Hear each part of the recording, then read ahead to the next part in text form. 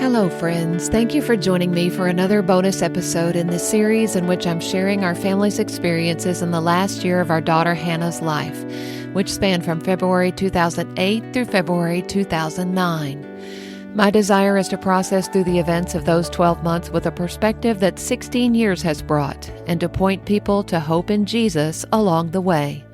I'm grateful you've joined me. This is bonus episode number 57, My Highest Good.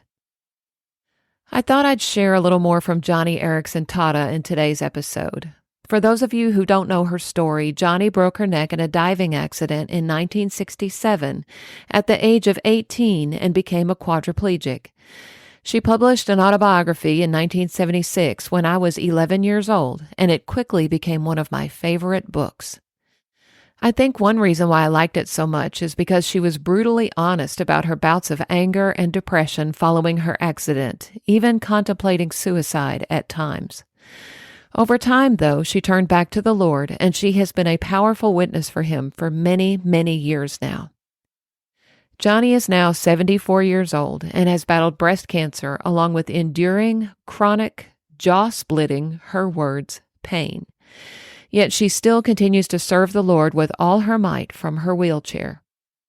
In 2010, she wrote the book, A Place of Healing, Wrestling with Mysteries of Suffering, Pain, and God's Sovereignty, and it is excellent. If you have ever questioned why God heals some people and not others, and who hasn't, this is the book for you. I mean, why hasn't God healed Joni? After all, she served Him faithfully all these years, and wouldn't her miraculous healing bring thousands of people to salvation? She explores this topic thoroughly with a wisdom and peaceful acceptance that amazes me. Here's just a brief excerpt. In the meantime, these afflictions of mine, this very season of multiplied pain, is the background against which God has commanded me to show forth His praise.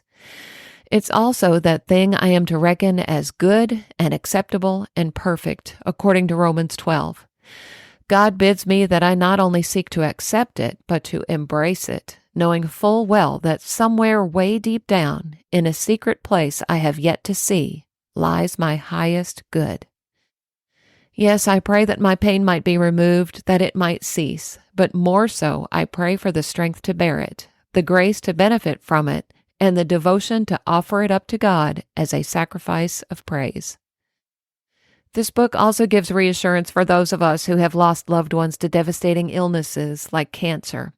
When those doubts wiggle their way in, was Hannah not healed because we didn't have enough faith? Was there some sin in my life that kept God from hearing my prayers? Why did so-and-so get healed and Hannah didn't? These words from Henry Frost serve to remind us of the truth. Let us then not say God cannot heal and will not do so. Let us rather say God can heal and will do so if it is for His glory. The saint is to remember that God is the judge as to whether or not He will display Himself and His power by a miraculous act, and also when, where, how, and with whom this will be done. And he is to keep constantly in mind that God is just as faithful and loving when He does not so display Himself as when He does.